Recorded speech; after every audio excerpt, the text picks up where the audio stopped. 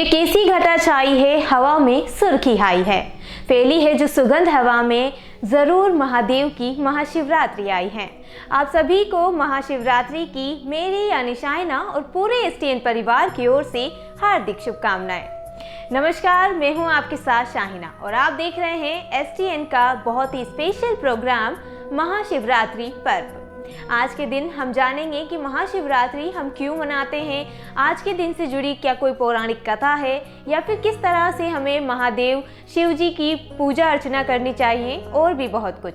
इस पर विस्तार पूर्वक जानकारी देने के लिए आज हमारे साथ जुड़ गए हैं पंडित संजय चतुर्वेदी जी। चलिए बिना देरी किए कार्यक्रम को शुरू करते हैं और सीधा रुख करते हैं पंडित जी की ओर।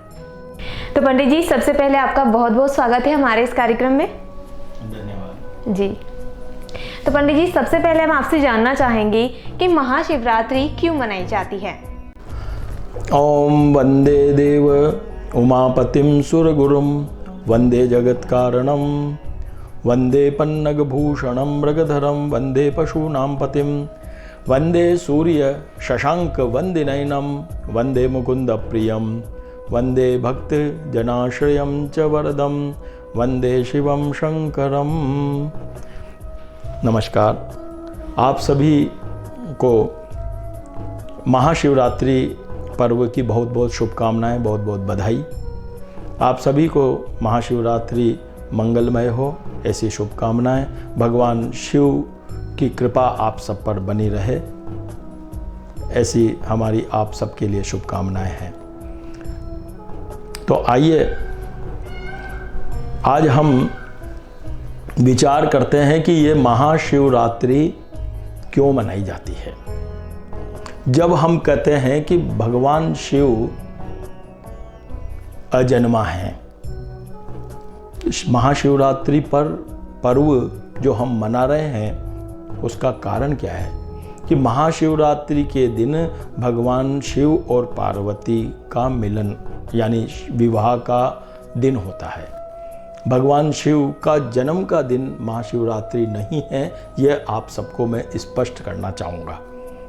कई लोगों को भ्रांति होती है कि महाशिवरात्रि के दिन जैसे जन्माष्टमी पर भगवान कृष्ण का जन्म हुआ, रामनवमी पर राम का जन्म हुआ, गणपति जी का जन्मोत्सव मनाते हैं, नहीं।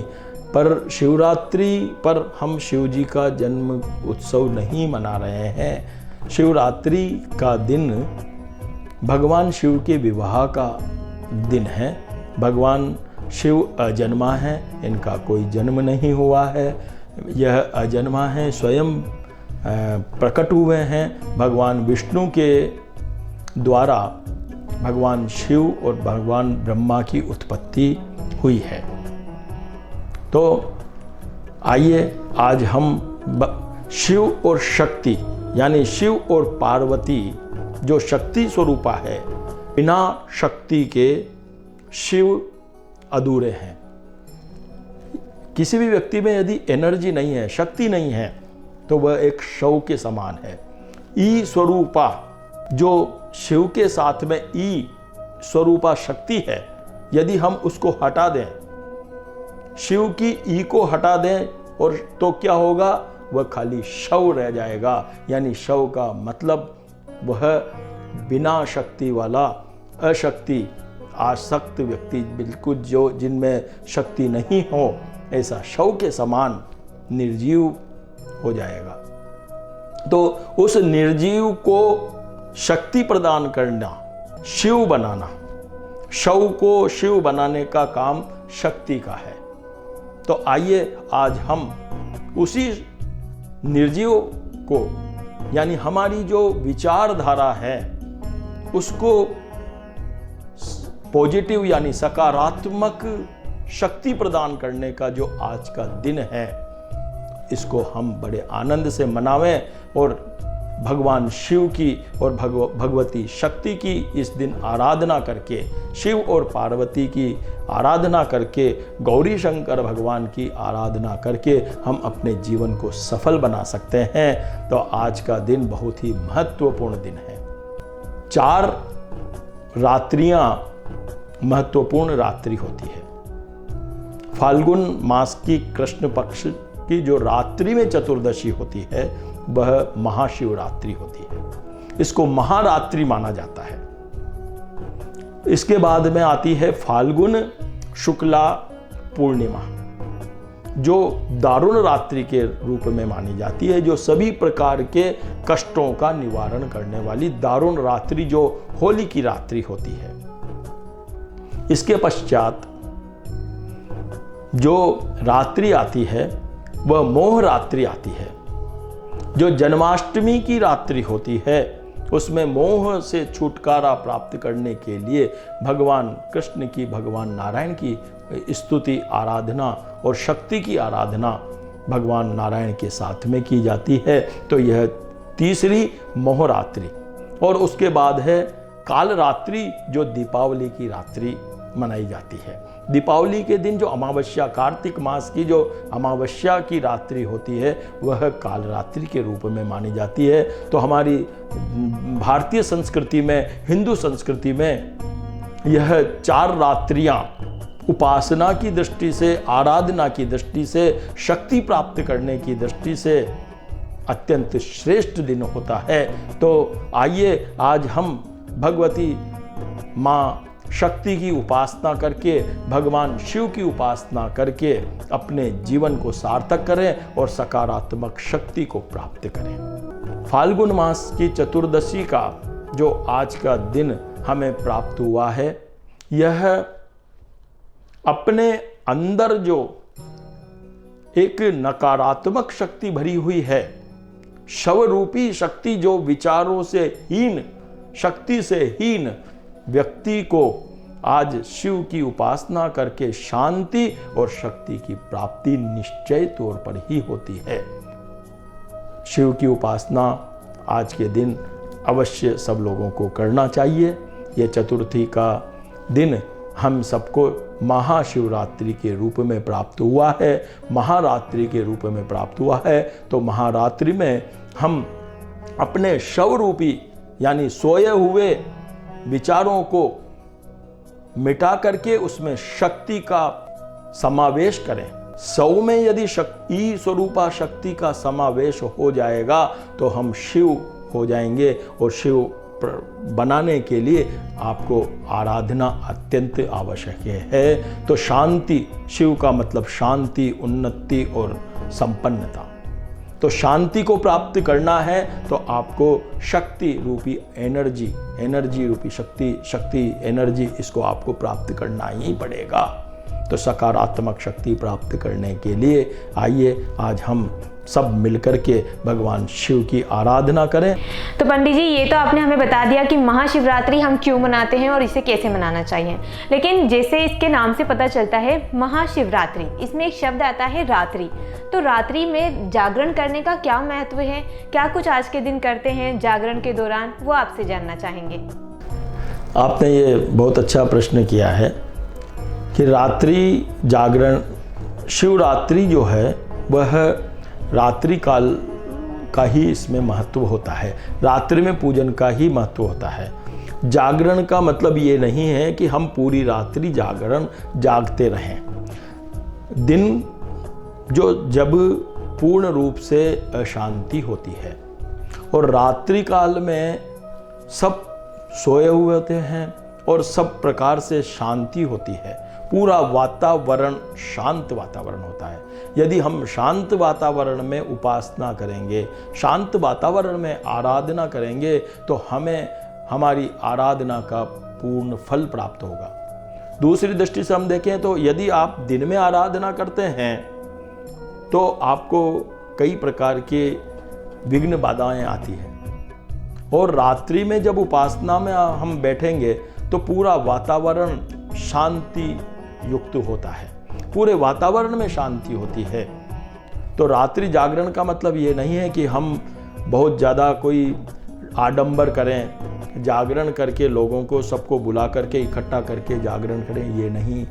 जागरण का मतलब है आपको रात्रि में रात्रि की सायंकाल से लेकर के और प्रातःकाल की जो 4 प्रहर होते हैं उसमें आपको शिव और शक्ति की आराधना उपासना करना है। उस आराधना को करने में सबको इकट्ठा करके करने का कोई महत्व नहीं है। आप स्वयं को, अपने आप को शुद्ध करके बैठ करके आपको रात्रि भर शिव और शक्ति की उपासना करना चाहिए। हमारे शास्त्रों के अनुसार कहा गया है कि रात्रि काल में, रात्रि के 12 बजे चतुर्दशी के दिन माँ पार्वती, उमा देवी, माँ भगवान शिव दोनों का मिलन हुआ। तो जब शिव और शक्ति के मिलन का समय निशीत काल में माना गया है, तो निशीत काल का मतलब होता है रात्रि, अर्धरात्रि में, मध्य रात्रि में। तो मध्य रात्रि ही आप उपासना के लिए सर्वश्रेष्ठ समय आज के दिन का माना गया है। आज के दिन पूरी रात्रि जागते हुए आपको अपने में शक्ति का प्रादुर्भाव करने के लिए आज आप भगवान शिव की उपासना शांति के समय में, रात्रि के समय में सब मिलकर के करें और भगवान शिव की कृपा से शांति और समृद्धि को प्राप्त करें। तो पंडित जी, कार्यक्रम में आगे बढ़ते हुए आपसे जानना चाहेंगे कि जागरण हम करते हैं तो इसी के साथ उपासना के लिए हमें क्या कुछ करना चाहिए? हाँ, भगवान शिव और शक्ति की उपासना के लिए अत्यंत उत्तम समय ये होता है। उपासना का तरीका अलग अलग हो सकता है। ये आप सायंकाल में से लेकर के, यानी जब से सूर्यास्त होता है, सूर्यास्त से लेकर के सूर्योदय तक के जो 4 प्रहर होते हैं। प्रथम प्रहर सूर्यास्त यानी 6 बजे से 9 बजे तक का, दूसरा प्रहर 9 बजे से 12 बजे, और तीसरा प्रहर 12 बजे से 3 बजे, और चौथा प्रहर 3 बजे से और प्रातःकाल 6 बजे तक का। तो ये 4 प्रहर में हमारी पूरी रात्रि को माना गया है। पूरी रात्रि को 4 प्रहर में बांटा गया है। तो चारों प्रहर में अलग अलग भगवान शिव की उपासना और पूजन करने से बहुत ही अच्छा फल प्राप्त होता है। उपासना आप अपने मन से, जैसे भी आपको अपने गुरु, अपने गुरु के द्वारा जो बताई गई है उसके अनुरूप आप कर सकते हैं। पूर्व में बैठ कर के भगवान शिव की पूजन करें। परात में या किसी बर्तन में भगवान शिव का स्थापित करें। भगवान शिव का लिंग के रूप में, और जो नीचे जहलरी होती है वो पार्वती के रूप में हम पूजा करते हैं। तो शिवलिंग की पूजा के में भगवान शिव और पार्वती दोनों का ही समावेश माना जाता है। तो शिवलिंग में जो नीचे ज्वेलरी है, ज्वेलरी के साथ में भगवान शिव की, शिव और शक्ति के रूप में सांब सदा शिव, यानी सांब स अम्ब सदाशिव, जो सदाशिव भगवान है उनकी पूजन हम स अम्ब यानी सांब सदाशिव भगवान की पूजन का अत्यंत महत्व आज के दिन माना जाता है। भगवान शिव को अम्बा के साथ में, अम्बा का यानी जो ज्वेलरी है, योनि है, उस पर जो शिवलिंग विराजमान है उनका हम पूजन करेंगे। सबसे पहले उनको स्नान करावें। स्नान कराने के बाद में पंचामृत, दूध, दही, शहद, घृत और शक्कर, यह पंचामृत होता है। इन पंचामृत के द्वारा भगवान शिव को स्नान करावें, जल चढ़ावें, गंगा जल चढ़ावें। भगवान शिव को बिल्वपत्र अत्यंत प्रिय है, तो भगवान शिव को बिल्वपत्र अर्पण करें। पूर्व में मुँह करके और भगवान शिव का पूजन आज के दिन करें, और 4 बार चारों प्रहर में ओम नमः शिवाय का जप आप करते हैं और पूरी रात्रि जागरण करते हैं, तो भगवान शिव की कृपा आपको अवश्य ही प्राप्त होगी। भगवान शिव की आराधना अपने आप में ही अच्छा फल देने वाली होती है। भगवान शिव की आराधना करने वाले को उसकी मनोकामना निश्चय पूर्वक ही पूर्ण होती है। फिर भी हमारे शास्त्र के अनुसार ये कहा गया है कि भगवान शिव को बिल्वपत्र सर्वाधिक प्रिय हैं, तो बिल्वपत्र से उपासना करना, बिल्वपत्र से आराधना करना, बिल्वपत्र से पूजन करना अत्यंत श्रेष्ठ माना गया है। जिस तरह की कामना है, आप यदि उस कामना को विशेष रूप से प्राप्त करना चाहते हैं तो भगवान शिव की आराधना अलग अलग वस्तुओं से करें। कुछ वस्तुएं हम आपको यहाँ पर बता रहे हैं। जो भी कोई गंगा जल से भगवान शिव को अर्पण करते हैं, गंगा जल से भगवान शिव की पूजन करते हैं, गंगा जल भगवान शिव को अर्पण करते हैं तो पवित्रता की प्राप्ति होती है, शांति की प्राप्ति होती है। किसी भी व्यक्ति के घर में यदि अशांति हो रही है तो मैं आपसे कहता हूँ कि पूरी रात्रि ओम नमः शिवाय का जप करते हुए भगवान शिव को गंगा जल अर्पण करें। चारों प्रहर में भगवान शिव को गंगा जल अर्पण करते हुए यदि आप ओम नमः शिवाय का जप करते हैं तो आपके घर में निश्चय पूर्वक की शांति प्राप्त होगी। पुत्र प्राप्ति की कामना के लिए दूध से भगवान शिव का अभिषेक करना चाहिए, दूध से भगवान शिव का अर्चन करना चाहिए। दूध चढ़ाने से पुत्र की प्राप्ति होती है।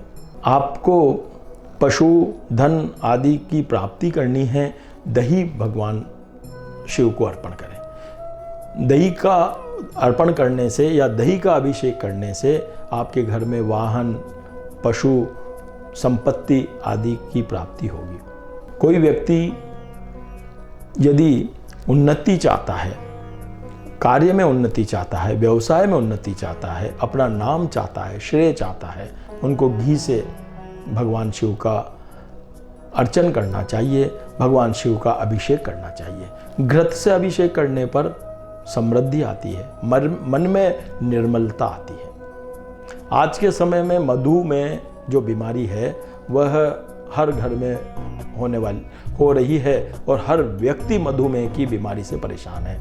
तो आइए हम मधुमेह से छुटकारा का बहुत अच्छा उपाय आपको बताते हैं कि मधु से यदि आज के दिन आप चारों प्रहर भगवान शिव का अभिषेक करते हैं, शहद के द्वारा भगवान शिव का अभिषेक करते हैं तो मधुमेह बीमारी में आपको लाभ मिल सकता है। शक्कर से भगवान का अभिषेक करें, इक्षु रस से अभिषेक करें, यानी इक्षु रस का मतलब गन्ने का रस। गन्ने का रस से भगवान शिव को अभिषेक करने से, भगवान शिव की अर्चना करने से लक्ष्मी की प्राप्ति होती है। लक्ष्मी आपसे प्रसन्न होगी। भगवान शिव को यदि आप आज गन्ने का रस चढ़ाते हैं, चारों प्रहर में गन्ने का रस से अभिषेक आप भगवान शिव का ओम नमः शिवाय का आराधना करते हुए, ओम नमः शिवाय का जप करते हुए यदि उपासना करते हैं तो आपको लक्ष्मी अवश्य ही प्राप्त होगी। आपका पैसा कहीं भी अटका हुआ है, व्यापार में पैसा कहीं लगा हुआ है और वो रिकवरी नहीं हो रही है, तो आज के दिन आपको गन्ने के रस से भगवान शिव का अभिषेक करना चाहिए। कुशा से अभिषेक करें पवित्रता को प्राप्ति करने के लिए, रोग निवृत्ति के लिए कुशा से अभिषेक करें। तिल के तेल से अभिषेक करने से भी रोग की निवृत्ति होती है। आपके अनन्य प्रकार के रोग हैं, मस्कुलर पेन वाली जो स्थिति, जोड़ों में दर्द वाली स्थिति कई लोगों को अक्सर रहती है, तो उनको तिल्ली के तेल से भगवान शिव का अभिषेक करना चाहिए। सरसों का तेल से अभिषेक करने से शत्रुओं का नाश होता है। शत्रुओं से परेशान व्यक्ति को सरसों के तेल से भगवान शिव का अभिषेक आज के दिन करना चाहिए। तो आइए इस प्रकार अनन्य वस्तुओं से भगवान शिव का अभिषेक करके, पूजन करके हम सब मिलकर के भगवान शिव को प्रसन्न करें। इन सबको देखते हुए बिल्व पत्र और भस्म दोनों भगवान शिव के अर्चन के लिए श्रेष्ठ माना गया है। महाकाल को भस्म अर्पण करना अत्यंत ही प्रसन्न करना के योग्य होता है। बिल्व पत्र 108 बिल्व पत्र आज आप हर प्रहर में भगवान शिव को अर्पण करते हैं तो आपको समृद्धि प्राप्ति होती है, शांति की प्राप्ति होती है और आपकी सभी मनोकामनाओं को पूर्ण करने वाले हैं।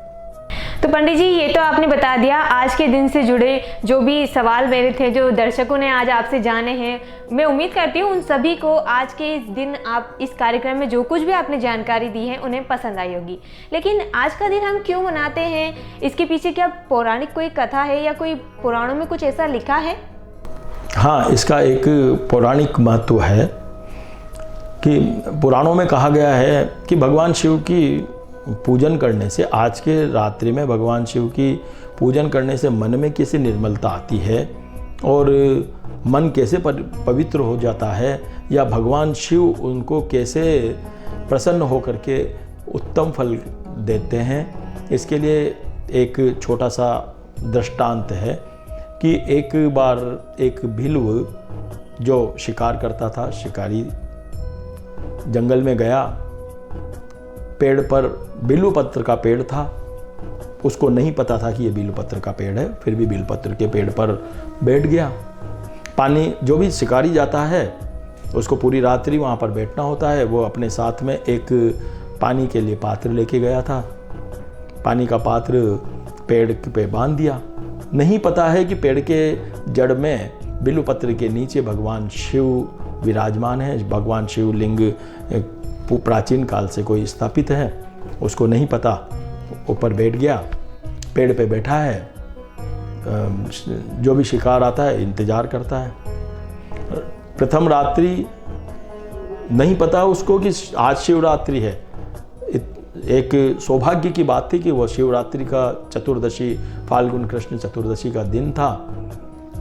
पेड़ पे बैठा हुआ है, पेड़ हिला, हवा चली, बिल्वपत्र उसमें से खिले, पत्ते खिर करके और शिव जी पर अर्पण हो गए स्वतः ही। उसके ने जो जल पीने के लिए जो जल लेके आया था, उसमें से जल छलका और वो जल भगवान शिव पर, जो शिवलिंग नीचे विराजमान थे, उन पर गिरा। भगवान भोलेनाथ, उनने सोचा कि भक्त मेरी पूजा कर रहा है। भगवान उसके पास में एक हिरणी आई, हिरणी को शिकार मारने लगा। शिकारी जब मारने लगा, हिरणी ने कहा कि अभी मुझे छोड़ दो, मैं वापस आती हूँ, मैं गर्भवती हूँ। भगवान शिव की कृपा उस पर थी, उसने दया आ गई, उसने छोड़ दिया। दूसरे प्रहर, एक प्रहर निकल गया, दूसरे प्रहर में हिरण आया, उसका पति था। उसने कहा कि मैं अपनी पत्नी को संभाल के आता हूँ, वो गर्भवती है, उसके देने में वो डिलीवरी होने वाली है, मुझे थोड़ा समय दे दो, हम वापस आते हैं, दोनों मार लेना। उसने निर्मलता आई दिमाग में, उसने छोड़ दिया। फिर चौथा प्रहर आया, ऐसे तीसरा प्रहर आया, चौथा प्रहर आया। जब प्रहर समाप्त हो गया, वह पेड़ हिलता रहा, बिल्वपत्र भगवान शिव पर चढ़ते रहे। जल जो ये लेके आया था उसको पी नहीं पाया और वो जल भगवान शिव पर स्वतः ही चढ़ता रहा। प्रातःकाल हुआ जब हिरण और पूरा परिवार वापस आया, वापस आकर के और शिकारी के पास आकर के कहता है कि अब आप हमें मार सकते हैं। शिकारी का मन, जब उसने शिव की उपासना की, अनजाने में उसका मन बहुत निर्मल हो गया और मन निर्मल होने के बाद उसने उन सबको छोड़ दिया और उस दिन से उसने शिकार छोड़ दिया और भगवान शिव वहाँ पर प्रकट हुए। भगवान शिव प्रकट होकर के भगवान ने उसकी पूरी रात्रि जो उसकी पूजा हुई है, उसके द्वारा जो पूजा हुई है, उससे प्रसन्न होकर के उसको वांछित कर दिया, उसका मन निर्मल कर दिया। तो शिकारी को एक महात्मा बना दिया। भगवान शिव की कृपा से वह सभी प्रकार की शांति और समृद्धि को प्राप्त करते हुए अंत में भगवान शिव के कैलाश लोक को प्राप्त हुआ। इस प्रकार की ये कहानी पुराणों में कही गई है। आज के दिन जब भिल्व को अनजाने में ही भगवान शिव से इस प्रकार का अच्छा फल प्राप्त हुआ, तो आइए आज के दिन हम भगवान शिव की उपासना करें, ओम नमः शिवाय का जप करें। जिनको संस्कृत पढ़ना आता है वह रुद्राष्टक का पाठ करें, शिव तांडव स्तोत्र का पाठ करें। शिव तांडव स्तोत्र का पाठ करके रावण ने सभी प्रकार की संपदा प्राप्त करके और लंका में राज्य किया है, भगवान शिव की कृपा प्राप्त की है। तो शिव तांडव स्तोत्र का पाठ भी आज के दिन अत्यंत महत्वपूर्ण है। शिव का स्वरूप कितना अच्छा है, तो आइए यदि हम आराधना के साथ साथ शिव के स्वरूप को भी हम अपने ज्ञान के रूप में लेवें, उनके स्वरूप के अनुसार हम कार्य करें तो हमारे जीवन में कभी कष्ट नहीं आएगा। शिव ने अपने सिर पर जटा बांधी हुई है। जटा का मतलब है कि शिव हमें कहते हैं कि अपने सिर को जो सबसे महत्वपूर्ण है, जो कपाल सबसे महत्वपूर्ण है, उसको आपको सदैव बचा करके रखना है। जैसा आज हमारी सरकार कहती है कि आपको सिर बचाने के लिए हेलमेट पहना हुआ है, तो भगवान शिव ने तो हेलमेट जटा का पहले से ही बनाया हुआ है। तो आइए शिव उपासना के साथ साथ हम उनके द्वारा जो हमें ज्ञान दिया गया है उसको भी हम ग्रहण करें। चंद्रमा जो अत्यंत शीतल है, उनको सिर पर धारण किया हुआ है, यानी सिर इतना ठंडा रहना चाहिए कि कभी क्रोध नहीं आवे। कितनी अच्छी बात हमें साथ में शिव ज्ञान दे रहे हैं। गंगा जो पवित्र है और निर्मल है, उस निर्मलता को हमारे मस्तिष्क में सदैव विद्यमानता, सदैव स्थान देना चाहिए। यदि किसी व्यक्ति ने सौम्यता यानी शीतलता जो चंद्रमा के रूप में हमें प्राप्त हो रही है, वह मस्तिष्क में स्थापित कर ली और मस्तिष्क में गंगा रूपी तरलता प्राप्त कर ली, तो आप सदैव उन्नति और समृद्धि को प्राप्त ही करेंगे। दूसरा, जो जहर है, जहर ग्रहण किया, विष ग्रहण किया, परंतु उस विष को जो ही ग्रहण किया तो विष को गले में ही स्थापित कर दिया। कितनी अच्छा ज्ञान भगवान शिव ने हमें दिया है कि उसको आप कोई भी आपके स्वरूप में, आपके अंदर कोई विष भरना चाहता है, सारे देवताओं ने मिलकर के भगवान शिव में विष भरने का प्रयास किया, परंतु शिव ने कितना अच्छा कार्य किया और कितना हमें बताने का प्रयास कर रहे हैं कि आपको कोई भी नेगेटिविटी देता है, आपको कोई भी परेशानी देता है, आप पर कोई भी गाली निकालता है, तो आप उसको गले में रखो। यदि उस विष को, उस नेगेटिविटी को यदि आप हृदय में रखोगे तो आपका मन खराब हो जाएगा, और उसी नेगेटिविटी को यदि आपने बाहर निकाल दिया तो आपका व्यवहार खराब हो जाएगा। तो कोई भी व्यक्ति आपके प्रति नेगेटिविटी, नकारात्मक सोच रखता है, तो आप उसको गले तक ही सीमित रखें, उसको ना तो हृदय से लगावें ना उसको बाहर रखें। तो आप भगवान शिव की उपासना के साथ साथ उनके दिए हुए इस ज्ञान को भी हम ग्रहण करें। तीसरा, उनका वाहन वृष, यानी जो धीरे चलने वाला है। तो शांति का प्रतीक भगवान शिव, जो लंबे समय तक हमारे साथ रहे। शिव का वाहन शेर यानी चीता, जो गति से चलने वाला है। शक्ति तो गति से चलेगी तो उसका फल है, और शिव यानी शांति, सत्यता, सत्यम शिवम सुंदरम, यदि हमारे जीवन में धीरे धीरे या लंबे समय तक चलेगा तो हम सुखी रहेंगे। कार्य इतना करें कि हमारे 2 हाथ कम पड़ जाएं, हमारे 4 हाथ हों, हमारे साथ त्रिशूल रहे, यानी हमारे को कोई भी अपमानित नहीं कर सके, हमें हमारा स्वाभिमान हमारा बना रहे।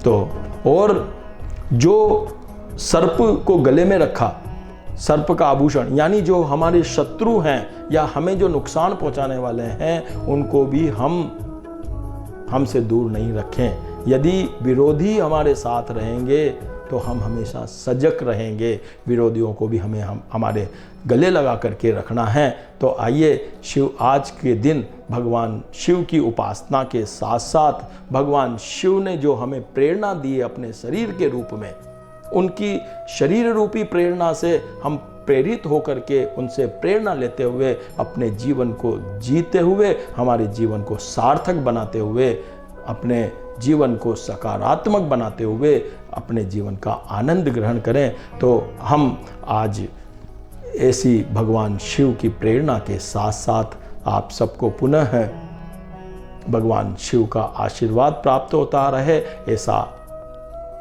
शुभकामनाएं और ऐसा आशीर्वाद हम आप सबको देते हैं। और भगवान शिव की कृपा आप पर बनी रहे। सुख, समृद्धि, संपन्नता आप पर सदैव भगवान शिव की कृपा से बनी रहे, ऐसी शुभकामनाएं हैं। ओम नमः शिवाय। तो पंडित जी, आपका बहुत बहुत धन्यवाद हमारे साथ जुड़ने के लिए। जी, तो दर्शकों, मैं उम्मीद करती हूँ कि आज का ये कार्यक्रम आपको बहुत पसंद आया होगा और पंडित जी ने जो जानकारी आप तक पहुँचाई है उसका आप सभी लाभ लेंगे। इसी के साथ अब कार्यक्रम में वक्त हो गया है आप सभी से विदा लेने का। मुझे यानी शाहिना को दीजिए विदा। नमस्कार।